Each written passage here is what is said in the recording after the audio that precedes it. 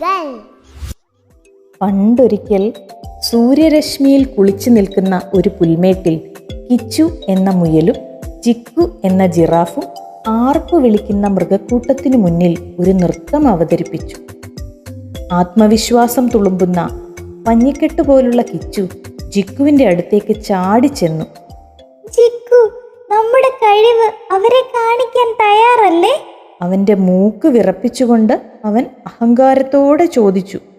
പരിഭ്രമത്തോടെയാണെങ്കിലും സൗന്ദര്യവും ഉയരവുമുള്ള ജിക്കു പ്രയാസപ്പെട്ട് ഉമിനീരിറക്കി. എനിക്ക് അല്പം പേടിയുണ്ട് കിച്ചു. അവന്റെ നീണ്ട കഴുത്ത് ചെറുതായി ആട്ടിക്കൊണ്ട് അവൻ സമ്മതിച്ചു. കിച്ചു ഒന്ന് ചിരിച്ചു. പേടിയോ?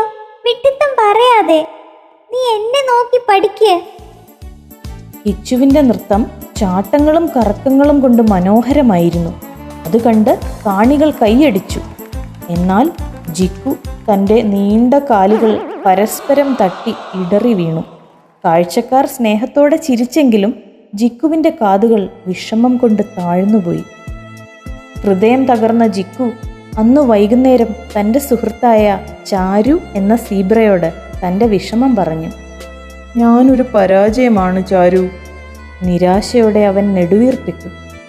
കിച്ചു പറഞ്ഞതാണ് ശരി, എന്നെ ഒന്നിനും കൊള്ളില്ല.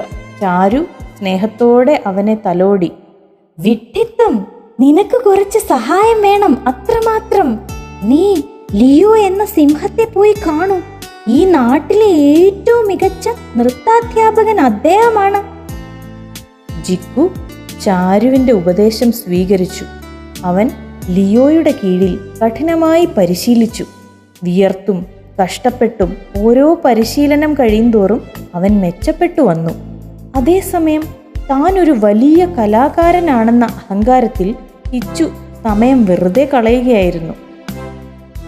പരിശീലനമോ? ഞാനൊരു മഹാനായ കലാകാരനാണ്, ഞാൻ എന്തിനു സമയം പാഴാക്കണം? ഉപദേശിച്ചവരെയൊക്കെ അവൻ പുച്ഛിച്ചു തള്ളി. മത്സരത്തിൻ്റെ ദിവസം വന്നെത്തി. പുൽമേട് മുഴുവൻ ആകാംക്ഷയിലായിരുന്നു. അമിതമായ ആത്മവിശ്വാസത്തിൽ കിച്ചു തൻ്റെ പതിവ് നൃത്തം അവതരിപ്പിച്ചു. കാണികൾ ആർത്തു വിളിച്ചു. എന്നാൽ ജിക്കുവിൻ്റെ പ്രകടനത്തിന് ശേഷമുണ്ടായ ആരവത്തിന് മുന്നിൽ അത് ഒന്നുമല്ലാതായി. സൗന്ദര്യവും ശക്തിയുമുള്ള ജിക്കു പുതിയൊരു ഒഴുക്കോടെയും ആത്മവിശ്വാസത്തോടെയും ചുവടുകൾ വെച്ചു. അവൻ മുമ്പ് ധൈര്യപ്പെടാത്ത രീതിയിൽ കറക്കങ്ങളും ചാട്ടങ്ങളും തൻ്റെ നൃത്തത്തിൽ ഉൾപ്പെടുത്തി. അവൻ്റെ നീണ്ട കഴുത്ത് ആ ചലനങ്ങളുടെ മനോഹരമായ ഒരു തുടർച്ചയായി മാറി. കിച്ചു പോലും ഒരു നിമിഷം സ്തബ്ധനായി നിന്നുപോയി. സംഗീതം അവസാനിച്ചപ്പോൾ സദസ്സിൽ ഒരു നിമിഷത്തെ നിശബ്ദത പരന്നു. അതിനുശേഷം ഇടിമുഴക്കം പോലുള്ള കയ്യടി മുഴങ്ങി. ലിയോ സിംഹം അഭിമാനത്തോടെ പുഞ്ചിരിച്ചുകൊണ്ട് ഉച്ചത്തിൽ കൈയടിച്ചു. അദ്ദേഹം ഗംഭീര സ്വരത്തിൽ പറഞ്ഞു. എല്ലാ പ്രതീക്ഷകളെയും കവച്ചു വെക്കുന്ന പ്രകടനമായിരുന്നു നിന്റേത്. നീ പുതിയൊരു നിലവാരം തന്നെ സ്ഥാപിച്ചിരിക്കുന്നു. അഭിനന്ദനങ്ങൾ. മുഖം ചുവന്ന കിച്ചു പിറുപിറുത്തു. നന്നായിരുന്നു ജിക്കു. അന്ന് അവനൊരു വലിയ പാഠം പഠിച്ചു. യഥാർത്ഥ കഴിവ് വരുന്നത് അഹങ്കാരത്തിൽ നിന്നല്ല, മറിച്ച് കഠിനാധ്വാനത്തിൽ നിന്നും സമർപ്പണത്തിൽ നിന്നുമാണ്. വിനയാന്വിതനും സന്തോഷവാനുമായ ജിക്കുവിന് താൻ ആ വിജയം നേടിയെടുത്തതിൽ അഭിമാനം തോന്നി.